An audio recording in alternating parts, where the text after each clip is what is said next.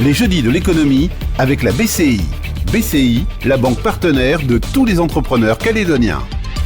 Les jeudis de l'économie, Radio Rythme Bleu, après avoir été victimes des exactions lors des émeutes et dans un contexte économique qui reste difficile, ils ont choisi, malgré les difficultés, de relancer leur activité, voire de se diversifier ou de rebondir en s'adaptant. Ce sont donc des chefs d'entreprise qui sont avec nous sur ce plateau pour témoigner des difficultés qu'ils ont rencontrées, mais aussi de leur volonté de ne pas baisser les bras. 3 invités étaient prévus.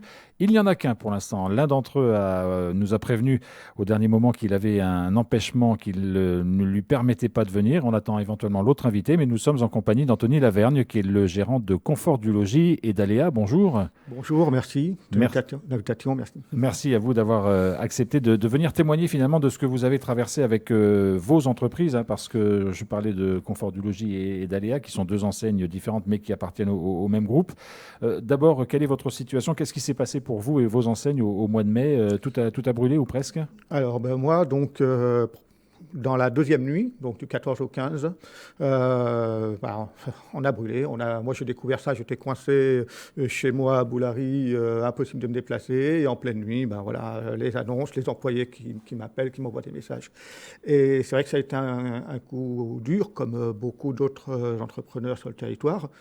Mais ce qui a brûlé, c'est les magasins qui sont au 4e kilomètre. C'est les magasins, voilà. C'est 2 grandes surfaces. Donc, il y avait quasiment 4000 mètres carrés entre les 2 magasins. Donc, de façon générale, je vais parler en addition dans les 2 magasins, ça sera beaucoup plus simple. Donc, 4000 mètres carrés, 1000 mètres carrés de surface, de stockage. Presque 50, même 60% du stock existant. J'ai eu cette chance quand même d'avoir un petit peu de stock qui a survécu dans un autre bâtiment. Ce qui vous a permis de relancer assez rapidement les choses, on va y revenir. Quand on apprend comme ça la destruction de ces magasins par incendie, quelle est la première réaction et qu'est-ce que vous êtes dit? Enfin, c'est terminé, c'est foutu Surtout, oui, c'était la grosse interrogation aussi parce que en pleine nuit, impossible d'aller sur place, de voir. Comme je disais, moi j'étais à Boulary entre les barrages et compagnie. C'est passé presque 15 jours sans que je puisse aller sur place. Heureusement, j'ai certains employés qui étaient sur Nouméa qui ont pu me tenir un petit peu informé de comment ça se passait.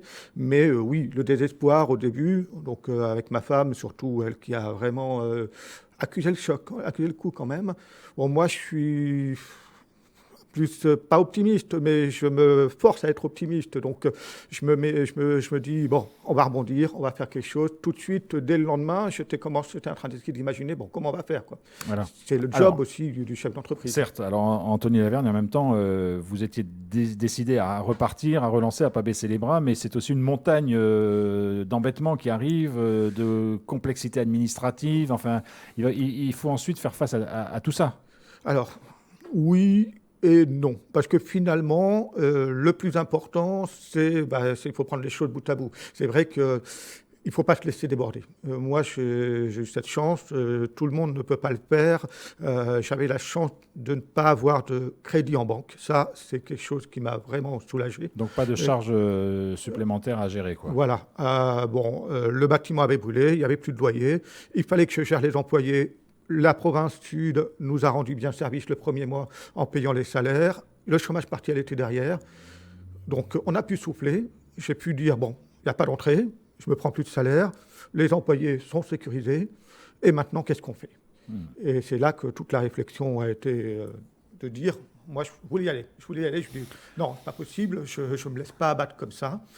Et on avait le stock restant, donc on s'est dit, maintenant, il faut avancer, il faut essayer de trouver des solutions. Alors, vous aviez du stock, mais vous n'aviez plus de magasin, donc comment vous avez fait? La première préoccupation, c'est de retrouver un espace de vente? C'est ça. Et malheureusement, des espaces de vente, il n'y en a pas tant que ça. Ça coûte cher, parce que les loyers, ils étaient toujours élevés. Bon, après, donc... Et moi, maintenant, j'ai eu la chance, comme j'avais un espace de stockage supplémentaire, qu'est-ce que j'ai fait? J'ai acheté quelques conteneurs, j'ai mis le stock dans les conteneurs et on aménage l'espace de vente. Donc là, c'était avec les employés, on a commencé à poser les sols, on a fait ça, on va dire, à l'économie pour pas que ça nous coûte trop cher, parce que c'était le risque aussi, c'est d'investir beaucoup. Louer un espace aussi grand, ça a un coût important. sans savoir si la clientèle va répondre présent, quoi. Alors, est-ce que la clientèle a répondu présente? Parce que vous êtes dans un secteur d'activité où, on le sait, hein, il y a beaucoup de Calédoniens qui ont perdu du pouvoir d'achat. Forcément, notamment, on pense à votre enseigne Confort du Logis pour l'achat de matériel mobilier. C'est quand même des coûts importants. Est-ce que cette clientèle vous a suivi? Est-ce que vous avez senti qu'elle emboîtait le pas finalement à votre envie de continuer votre activité? Alors, c'est vrai que c'est une grosse question que je me suis posée. Moi, quand j'ai décidé de réouvrir, on est parti sur un budget minimal. Je me suis dit, clairement, c'est la déco Aléa qui va me sauver. Le meuble, ça va être très compliqué. Et bon, ça s'est vérifié. En gros, j'ai perdu 75% de mon chiffre d'affaires au niveau du meuble, 60% au niveau de la déco. Donc là, je suis autour de 40%, on va dire, de chiffre par rapport à ce que je faisais avant. Et je m'estime heureux. Je m'estime heureux. On a eu un gros soutien de la clientèle. On a ouvert en novembre. Le jour de l'ouverture et même tout le mois de novembre, tous les gens qui passaient, c'était... On est là pour vous soutenir.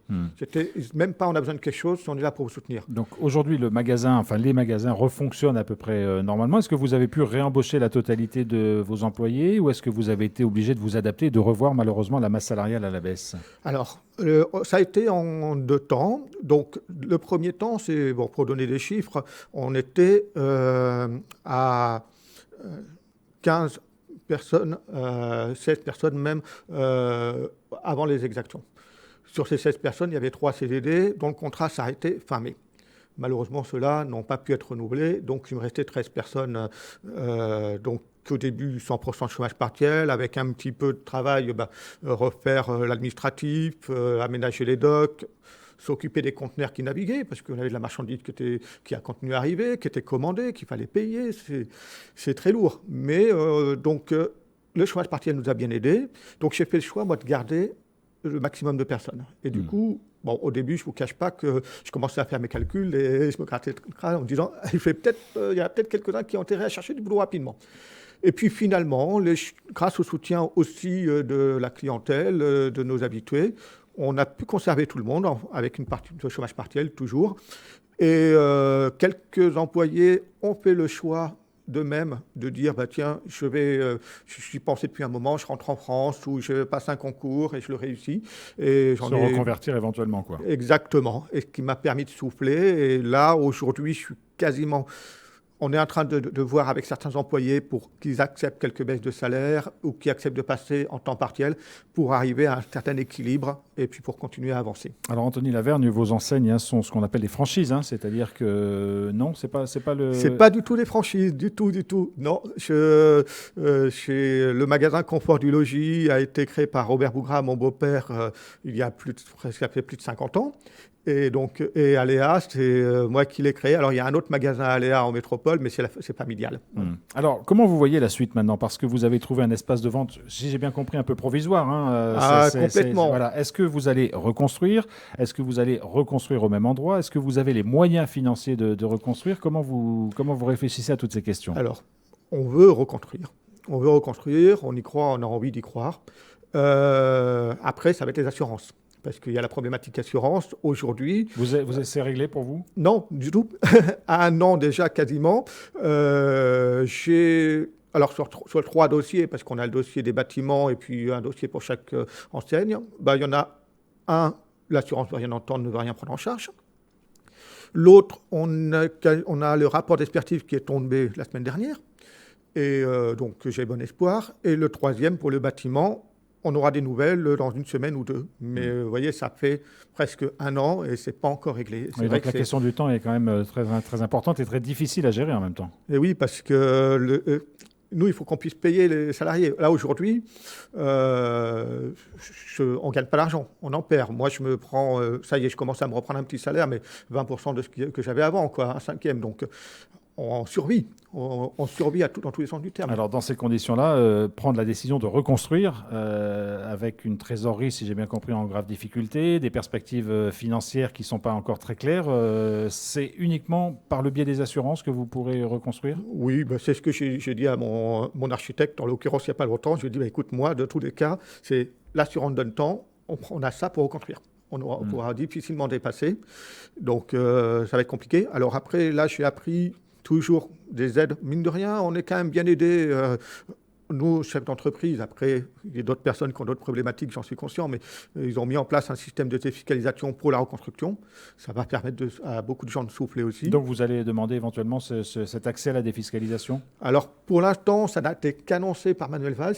Il n'y a rien d'officiel, pas de texte de loi passé, rien du tout. Donc, c'est dans les clous, dans les paniers. On va voir si on peut y arriver ou pas, si les délais le permettent aussi, parce que il faut qu'on construise avant un certain délai. Il faut aussi que nous, pour avancer, on peut pas... Moi, je suis un peu de trésorerie qui me permettent de tenir dans la situation actuelle sans gagner d'argent ou en perdant un petit peu, mais je ne pourrais pas attendre 3 ou 4 ans, quoi. Donc, c'est important d'aller vite.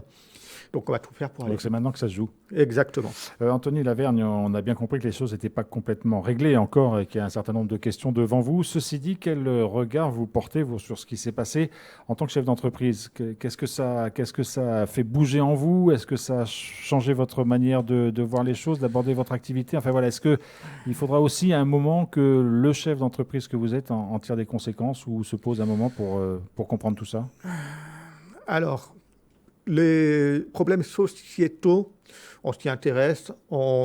J'ai mes avis personnels. Je suis conscient des difficultés que peuvent rencontrer tout le monde. J'ai des salariés qui sont mélanésiens. J'ai toutes les ethnies dans mon entreprise, dont des Kanaks.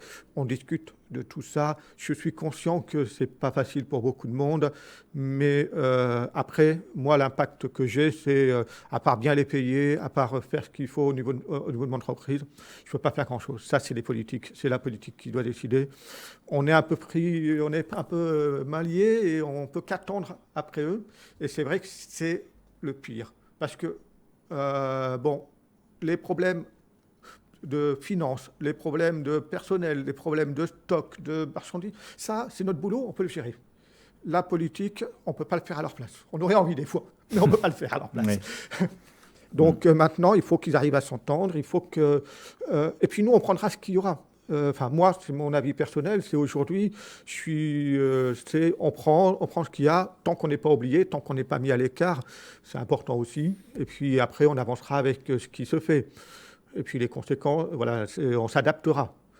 Mais bon, c'est vrai qu'on espère que les décisions seront prises pour que, si nous on travaille bien, la vie sera moins chère.